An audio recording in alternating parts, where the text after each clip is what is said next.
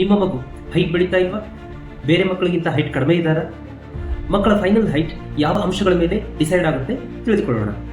ಮಗುವಿನ height decide ಆಗೋದು ಮುಖ್ಯವಾಗಿ 2 ಅಂಶಗಳಿಂದ. ಫಸ್ಟ್, ಜೆನೆಟಿಕ್, ಅಂದರೆ ತಂದೆ ತಾಯಂದಿರ ಆವರೇಜ್ ಹೈಟ್. ಇದನ್ನ ಹೇಗೆ ಕ್ಯಾಲ್ಕುಲೇಟ್ ಮಾಡೋದು ಅಂತ ನಾನು ಈ ವಿಡಿಯೋ ಕೊನೆಯಲ್ಲಿ ಹೇಳ್ತೀನಿ.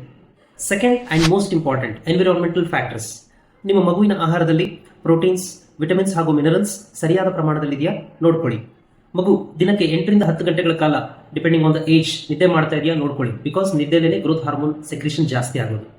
ಮಗುವಿನ ದೈಹಿಕ ಚಟುವಟಿಕೆ, ಅಂದರೆ ಮಗು ಓಡೋದು, ಜಿಗಿಯೋದು, ನೇತಾಡೋದು ಇವು ಮಾಡ್ತಾ ಇದ್ರೆ ಇವು ಮಗುವಿನ ಹೈಟ್ ಬೆಳವಣಿಗೆನ ಸ್ಟಿಮ್ಯುಲೇಟ್ ಮಾಡ್ತವೆ. ಸೊ ಎಂಕರೇಜ್ ಮಾಡಿ. ಜೆನೆಟಿಕ್ ಪೊಟೆನ್ಷಿಯಲ್ ಅಥವಾ ಮಗುವಿನ ಫೈನಲ್ ಹೈಟ್ನ ಕ್ಯಾಲ್ಕುಲೇಟ್ ಮಾಡೋದಕ್ಕೆ ನಾವು ಮಿಡ್ ಪ್ಯಾರೆಂಟಲ್ ಹೈಟ್ ಅನ್ನೋ ಒಂದು ಫಾರ್ಮುಲಾನ ಬಳಸ್ತೀವಿ. ಈ ಫಾರ್ಮುಲಾಸ್ನ ಯೂಸ್ ಮಾಡಿಕೊಂಡು ನಿಮ್ಮ ಮಗುವಿನ ಫೈನಲ್ ಹೈಟ್ ಎಷ್ಟಿರ್ಬೋದು ಅಂತ ಕ್ಯಾಲ್ಕುಲೇಟ್ ಮಾಡಬಹುದು. ಈ chart age specific minimum height of the ಚೈಲ್ಡ್ಗೆ. ಒಂದು ವೇಳೆ ನಿಮ್ಮ ಮಗು ಈ ಹೈಟ್ಗಿಂತಲೂ ಕಡಿಮೆ ಇದ್ದರೆ ಮಕ್ಕಳ ತಜ್ಞರನ್ನು ಕಾಣಿ.